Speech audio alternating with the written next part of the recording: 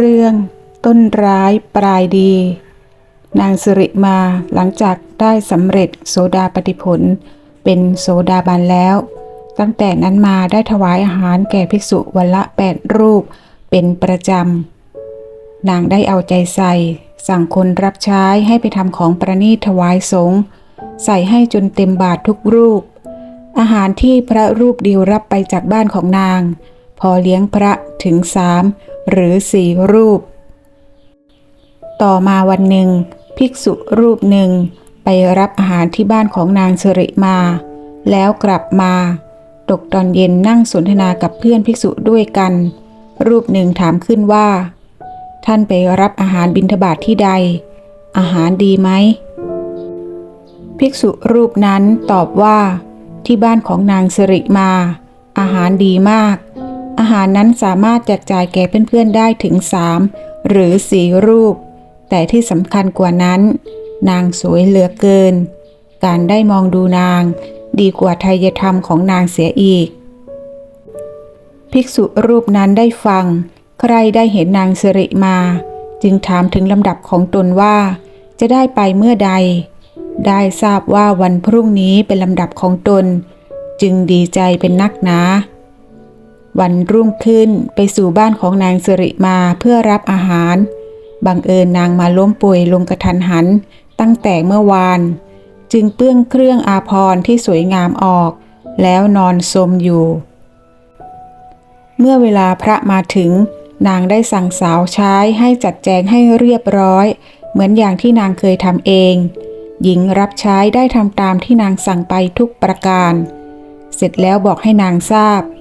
นางจึงขอให้หญิงรับใช้ช่วยกันประคองนางออกไปเพื่อไหว้พระคุณเจ้าทั้งที่จับไข้อยู่ภิกษุรูปนั้นเห็นนางสิริมาตะลึงในความงามพลางคิดว่ากำลังจับไข้อยู่ยังงามถึงปานนี้ในเวลาไม่เจ็บป่วยประดับด้วยสรีราภรณ์นางจะงามสักปานใดหนอขณะนั้นเองกิเลสที่เคยสั่งสมไว้หลายโกรธปีก็ฟูขึ้นประหนึ่งถูกแรงลมใจจดจ่ออยู่แต่นางสิริมาไม่ฉันอาหารใดๆได้เลยกลับสู่วิหารแล้วปิดบาตรไว้โดยไม่ได้แตะต้องเอาจีวรคลุมศีรษะนอนรำพึงถึงสิริมาด้วยความหลงไหลและเย็นวันนั้นเองนางสิริมาก็ตายพระเจ้าพิมพิสารให้ราชบุรุษไปกราบทูลพระผู้มีพระภาคว่านางสิริมาน้องสาวของหมอชีวกะตายเสียแล้วพระศาสดาทรงทราบเรื่องการตายของนางสิริมาทรงเห็นอุบายที่จะสอนภิกษุรูปนั้นและประชาชนจึงทรงรับสั่งถึงพระราชาพิมพิสารขอให้รักษาศพของนางสิริมาไว้ในป่าช้าผีดิบอย่าให้กาและสุนัขกัดกิน3 วันล่วงไปในวันที่4ร่างนั้นขึ้นพองน้ำเน่าไหลเยิ้มเปื่อยเน่าผุพังพระราชาให้ราชบุรุษเที่ยวตีกลองประกาศทั่วพระนครว่าเว้นแต่เด็กหรือคนชราเฝ้าเรือนแล้วใครไม่ไปดูนางสิริมาจะถูกปรับ8 กหาปณะแล้วส่งข่าวไปถึงพระผู้มีพระภาคหากพระพุทธองค์และภิกษุสงฆ์จะดูนางสิริมาด้วยก็จะเป็นการดีพระศาสดาตรัสบอกภิกษุทั้งหลายว่าจะเสด็จไปดูศพนางสิริมาพร้อมด้วยพระสงฆ์สาวกภิกษุรูปนั้นพอทราบว่าพระศาสดาและภิกษุสงฆ์จะไปดูนางสิริมาเท่านั้นแม้จะอดอาหารมาตั้ง4 วันแล้วก็รีบลุกเอาอาหารที่บูดเน่าในบาตรนั้นทิ้งเช็ดบาตรเรียบร้อยแล้วไปกับหมู่ภิกษุพระศาสดาผู้อันภิกษุสงฆ์แวดล้อมแล้วประทับยืนอยู่ข้างหนึ่งแม้นภิกษุณีสงฆ์พระราชาอุบาสกและอุบาสิกาก็ยืนอยู่ข้างหนึ่งพระศาสดาตรัสถามพระราชาว่า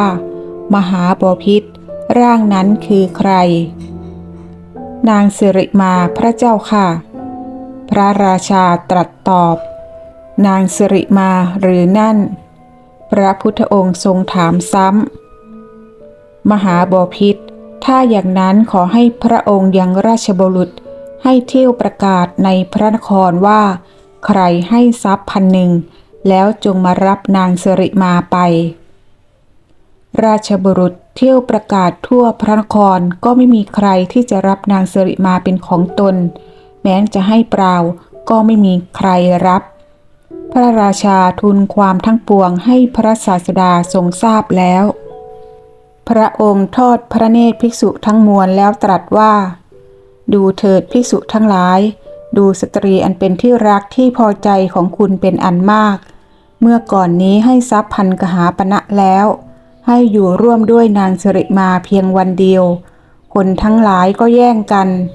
แต่บัดนี้เวลาล่วงไปเพียง5-6 วันเท่านั้นร่างเดียวกันนี้